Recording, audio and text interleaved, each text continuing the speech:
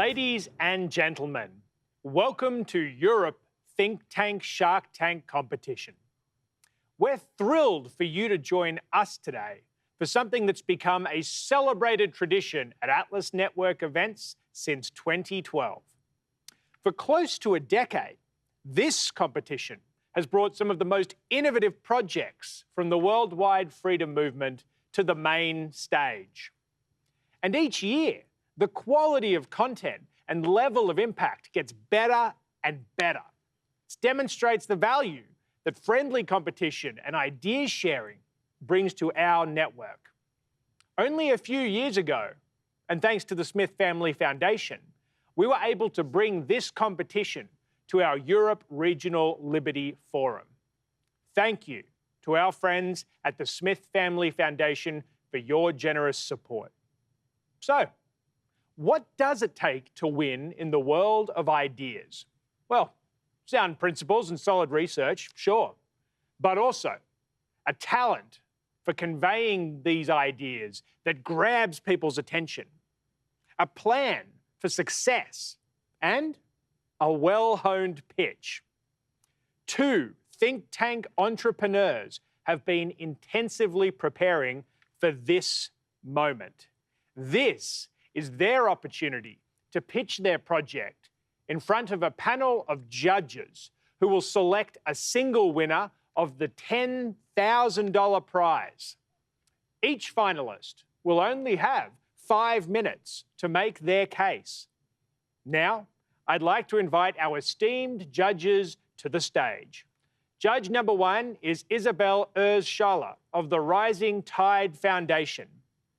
Isabel oversees the active grant portfolio of the foundation and works closely with potential and existing grantees and stakeholders to maximize the impact of the foundation's grant making.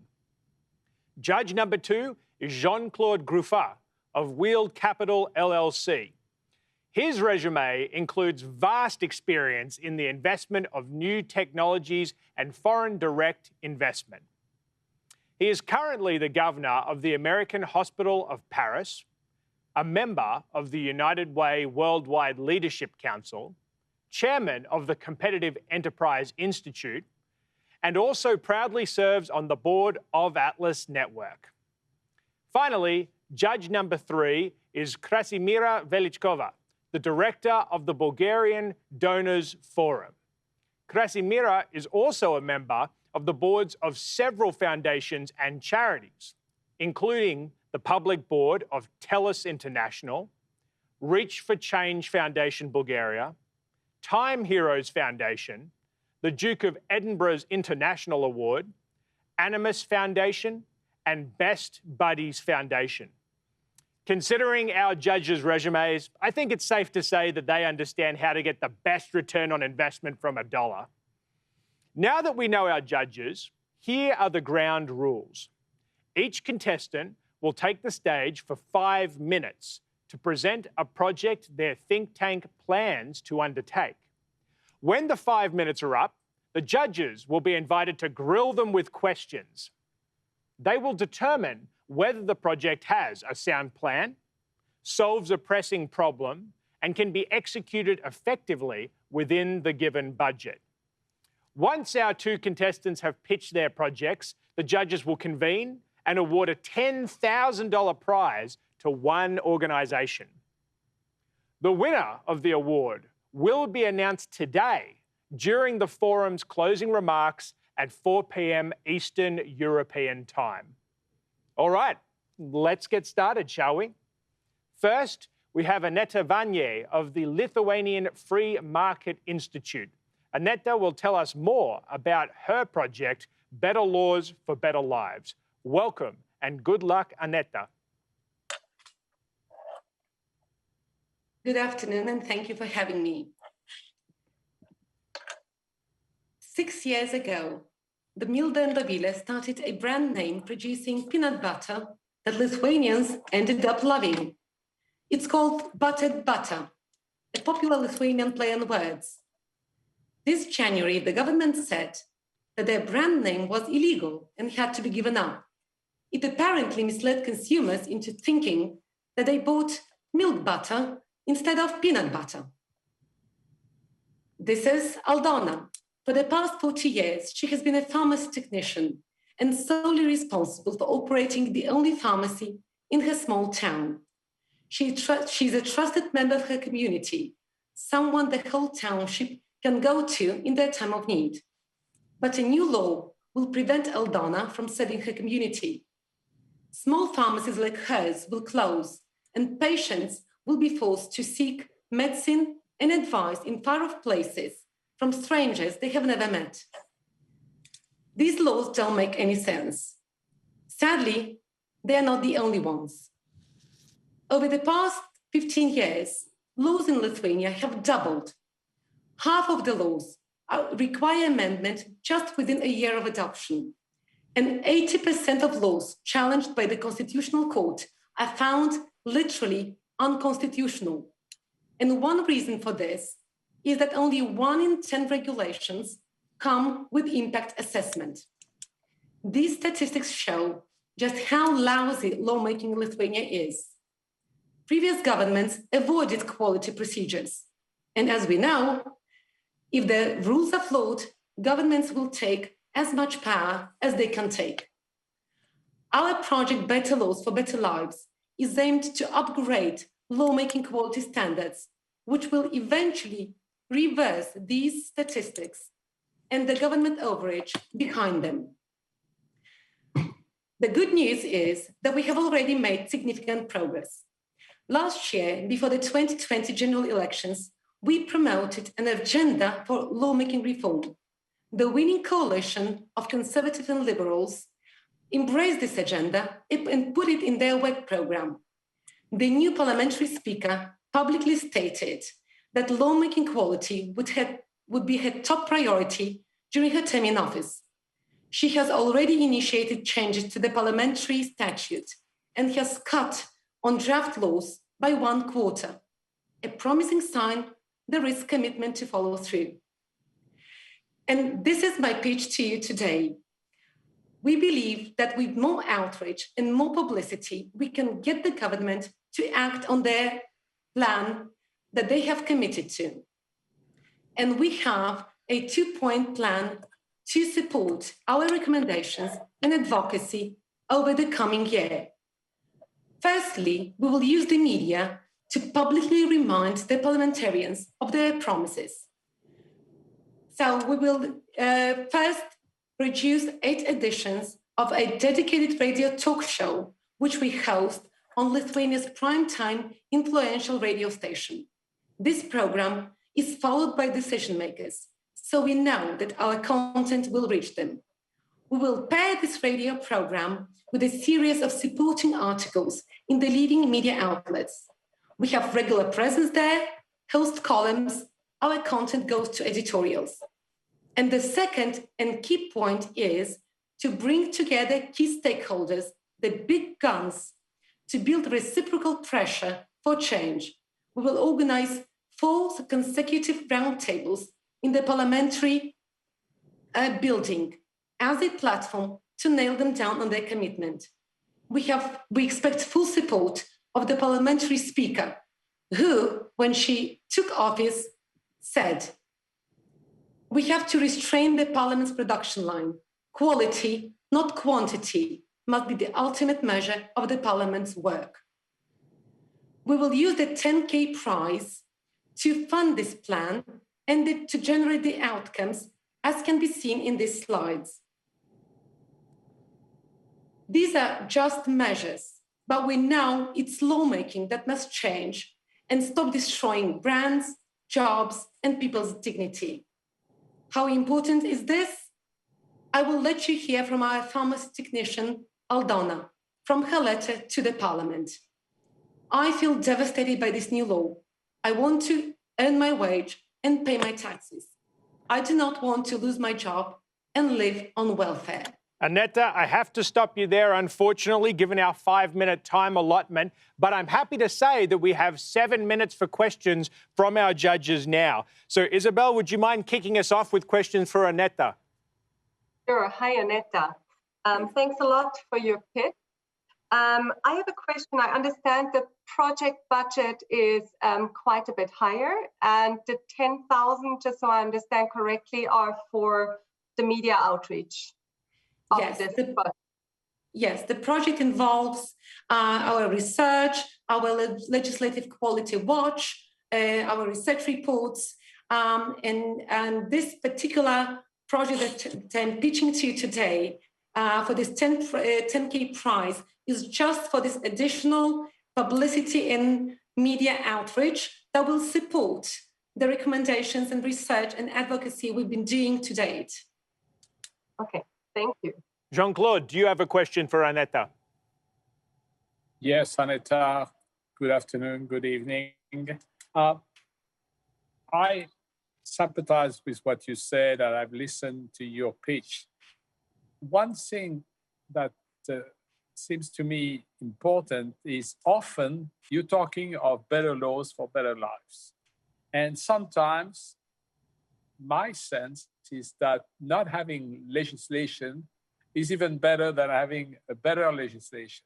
In other words, we have an excess of legislation, and members of parliament sometimes believe that their existence has to be justified by the number of laws that they are passing.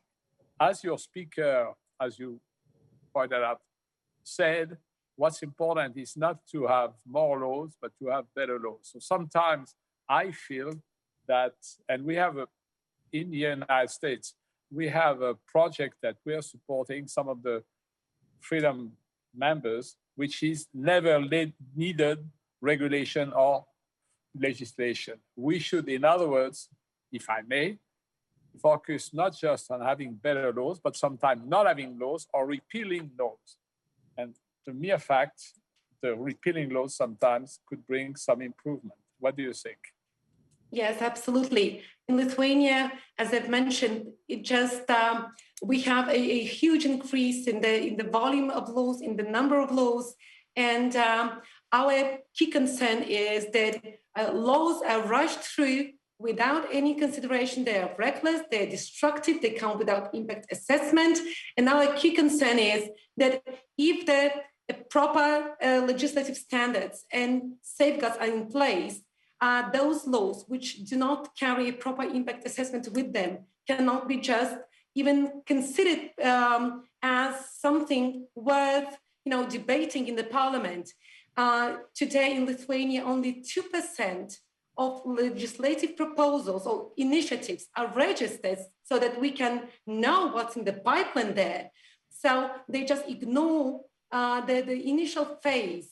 And after they start considering the laws, it just laws come without impact assessment. They say there's no impact expected from the laws. So we want them to actually be able to show what the alternatives are for the legislation, what the impact is going to be. And if they bring those procedures, those quality standards in place, then we hope the number of laws will go down. And as I mentioned already, the current parliamentary speaker has cut on the number of draft laws by 1/4, which for us is a good sign that they don't want more laws. They want just the laws that are good ones and then cannot go on destroying people's lives and businesses and jobs.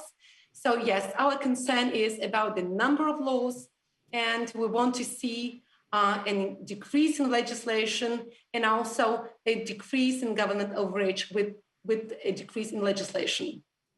Krasimira, questions for Aneta? Yes, good afternoon, Aneta. Thank you for the passionate pitch. My question to you is there public support for your idea? Because this is something very specific. Very often citizens do not understand the regulation process. So is there support for what you are trying to do? Yes, actually, of course, we have built on a number of reports from the National Audit Office that has been ringing alarm about this flawed process that we have in Lithuania. And actually, the story that I told you today about this Bata, the two girls, the two friends, whose business is literally being destroyed. 6 years of hard work is going to nothing. So stories like this, which are present in the media, they are highlighting the depth and of the problem, the gravity of the problem. And I think those stories are just helping people to see that we have a serious problem which needs to be tackled. And when we have the parliamentary speaker say publicly that her concern is about, this huge number of laws, a soaring number of laws, I think with stories like this in the media, and we have been actually supporting the girls, and we have been doing a lot of media and social outreach, actually just this week, including, so this work and those stories help us to reach out not just to decision makers, to policymakers, and to our allies, but also to a wider public. So, and we're exploiting all the stories that there are. Same the story with Aldana, who wrote a letter to the parliament during the parliamentary debates. And so we are looking into those stories to help us reach out to the general public with this problem. We are low on time, so any super quick final questions from any of our judges? No? Excellent. Well, thank you very much, Aneta. That was a fantastic presentation, and good luck. Next up, we have Daniel Herring of Legatum Institute in the United Kingdom. Daniel, why don't you tell us about the UK Prosperity Index engagement strategy? Thank you so much, and good afternoon. We're seeking your support to help us convene a group of regional stakeholders across the UK to drive transformational change. Imagine you're a councillor, an entrepreneur, a mayor, a community leader, or an investor of a small town or village or city in the UK. Your area is emerging from the COVID pandemic. People are going out. Your cities are coming back to life. Businesses are reopening. But the big challenges that were there before the pandemic still remain. Trying to develop a flourishing community, trying to develop a good family life, trying to improve mental health, these challenges still exist. And while issues like infrastructure and productivity get attention, you want to develop a more holistic strategy for change. The Legatum Institute Centre for UK Prosperity exists to help people like this identify the pathway to greater prosperity in their area. Now, this need for transformational change and regional renewal is recognised across the political spectrum in the UK. But what is lacking is a comprehensive strategy to do that. And what is lacking is measures of success and measures of progress. The Centre for UK Prosperity can help. We've just launched our UK Prosperity Index. It has 12 pillars of prosperity, 256 indicators from over 70 data sources, and covers every local authority across the UK. That's 379 in total. And it looks at prosperity in a really broad way. It covers things like formal and informal institutions, family, how safe a community is. The second big area it covers is the strength of the economy, both micro factors like are small businesses supported, but also the big macro measures within an area, like how much unemployment there is, how productive an area is. And finally, we look at the quality of people's lives. Do they have access to healthcare? Do they have access to good education? Is the environment good? Are they free from poverty? We believe all these areas are really important to prosperity, and we want to capture them all. And we believe that this is the most comprehensive index to date looking at the UK. We want to get this into as many hands as possible. And we're already hosting online meetings and discussions. But after a year of being online, we know the difference that face-to-face interaction can make. And we also know the difference that bringing together multiple stakeholders from across society and across different sectors can make to developing and driving holistic change. So for the next 6 months, we want to host around 20 in-person events across the UK, bringing together policymakers, community leaders, politicians and business people Our aim is to help frame issues in a broader context and also to bring lessons from different parts of the UK so that different areas, different local authorities, different organisations can learn from other areas and learn best practice. We already have a track record of delivering these events. We've convened stakeholders in different places around the world. We've brought different people into the room, as it were, to discuss transformation within their context. We also have really strong connections as an institute. Our CEO, for example, Baroness Philippa Stroud, is a member of the House of Lords and has vast experience in community organisations and the third sector. The head of our centre, Matthew Goodwin, is a public intellectual and has an enormous network of people that he can reach out to.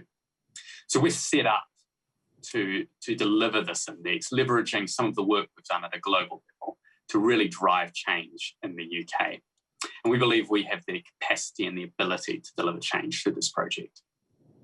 So just as I wrap up, I want you to imagine you go back to let's go back to the town or the village that you're in. You're that entrepreneur or that counsellor, and you're looking back over the last 10 years. You're asking yourself, you're looking at the change that's happened, what we would describe as transformation. People have better jobs, families are stronger, community life is better. What drove that change? Where did that begin? And when you look back, you say it began with holistic, big picture conversations, bringing together multiple people into the room. And the Legatum Institute wants to lead and drive those conversations to help the Atlas Foundation. And we want to contribute to that change. So thank you. Thank you, Daniel. Judges, 7 minutes for your questions. Why don't we start this time with Krasimira? Would you like to kick us off? Yeah. Hi, thank you for the pitch. I have a few questions, but I'll start with one, and I hope that then we will have a second chance for questions. My question for you is, what is the difference between the index you have developed and the other existing data about most of the indicators in the UK? What is the added value of your index? Yeah, so if I can just go to the slide with the fan, it looks like a fan diagram. So our value add, I believe, is in two areas. First of all, we don't create data, we curate it. But what we're providing is a framework through which to understand the kind of vast array of data that exists out there. So if you could spend your whole life looking at data for the UK. And what we've done is gone through and organised it for you so that if you are trying to understand where is the weakness of a particular area, this can help you identify that very quickly. Or if you want to understand how your area compares to another area really quickly, you can understand that. So we divide it. We go from, we kind of have these three domains, we call them, and then we have these 12 pillars, and then there's about 50 or so elements underneath that. And those are really capturing certain ideas, policy ideas or kind of ideas about well-being. And that is really our organising framework for understanding how prosperous a region is, and to identify, okay, that's the area that needs to be worked on, or this set of areas needs to be worked on. Does that answer your question? Is there anything else? You did. Thank you. Jean-Claude, do you have a question? I do. Good evening. My question is, I understand this concept of index, the various components of the index, but it seems to me that there is a judgment call as to the various respective weight of each and every of the components. And that has some political and policy implication. Can you give us a little bit of, so that if you want your index to be effective, it has to be accepted by the community at large. The various, and you mentioned the business, the politicians, the activists, the unions. You have to have a sort of common view on the respective weight of the various components of your index. Can you give me a little bit more clarity on that? Yeah, so I agree with that. You have to take a point of view on what you think is important. And I think the things that we have taken a view on are I would say probably most people across the political spectrum would agree with most of the index, and there might be a few areas where they think, oh, I disagree with that slightly. But I think at the very least, they would say, oh, we recognise these areas of human flourishing as important. In terms of how we kind of decided that, we use a combination of, we try and use a combination of kind of evidence to say, okay, this area is slightly more important than that area. Not across the board. So some areas are weighted equally, and then some of the elements are weighted slightly differently. And we use a mix of evidence, and we also consult experts to kind of different academics to help us frame that. But to go back to your original question, absolutely, this takes a point of view that these things are important for human flourishing, and that is part of what we're offering as a framework to understand what makes a society, a community, a nation flourish. Isabel, do you have a question for Daniel? Yes, I actually have two. So the one is maybe quite simple. So you say you have 379 local authorities. So with the budget that you're proposing, how much of these are you planning to engage? Or how many of these are, just to get a better idea of the quantity? Yeah, it's a great question, and I think we will design different strategies for different regions. So, for example, we may, if you're talking about the Greater Manchester region, that consists of maybe 10 or 15 local authorities. So we might talk to all of them at once through maybe we'll talk to the regional government rather than each local authority, or we would host meetings that can bring people from across those local authorities into one place. So I think it really does depend on the region, because the governance arrangements across the UK do vary slightly, and we would be trying to be quite bespoke with each one. Certainly, if a single local authority comes to us and they have already, we do try and engage each of them individually. But we're also interested in a lot of the challenges a local authority is quite small, and you are needing to think about them regionally rather than each local authority coming up with its own kind of strategy. Mm-hmm. Of course, it does depend on the issue. And you had a second question, Isabel? Yes, so on the process, because it seems to me you have kind of set a baseline now, and you're identifying areas that are, prospering in certain, you're identifying local authorities that are prospering in certain areas. Is your aim now to identify best practices and share them at these meetings, or who is identifying the best practices? Yeah. So the index, so the index allows you to begin asking the right questions, and that's where we're at right now. And so we can start asking, why has a local authority improved? And let's go out and search for why that is. And then we can begin to collate those best practice stories. So we certainly see that as part of our role. But we would be hoping we don't have infinite resources. So we'd be hoping to bring those people together into the room so that they can share that with each other. We're coming up almost out of time, so any very quick final questions from our judges? May I? Yes, go for it. Are you concerned that some of the use of this index could be utilized? I mean, this index could be utilized for political purposes? I'll need a quick answer from you, Daniel. Well, we want it to be used by everyone, and we think it can be used across the political spectrum. But yes. Excellent. That's time. Thank you, Daniel, for your presentation, and good luck. And ladies and gentlemen, that's a wrap. What a show. It's always hard to know whether to clap or to snap in these virtual shows, but regardless, well done. And thank you as well to our judges. They'll be convening shortly in an ultra-private and incredibly secure virtual meeting space to discuss and decide who today's winner is. We'll find out who the winner is in just a couple of hours during the closing session. Ladies and gentlemen, thank you all for joining us. We have about a 30-minute break before the next concurrent breakouts. So if you haven't already, take some time to break the ice with someone new in the chat. At the bottom right of your screen, you'll see the chat bubble. And if you click on it, you'll be able to see all of our event attendees. I know that I and our Atlas Network staff members would be thrilled to hear from you. Thanks for watching today's show and enjoy the rest of the program.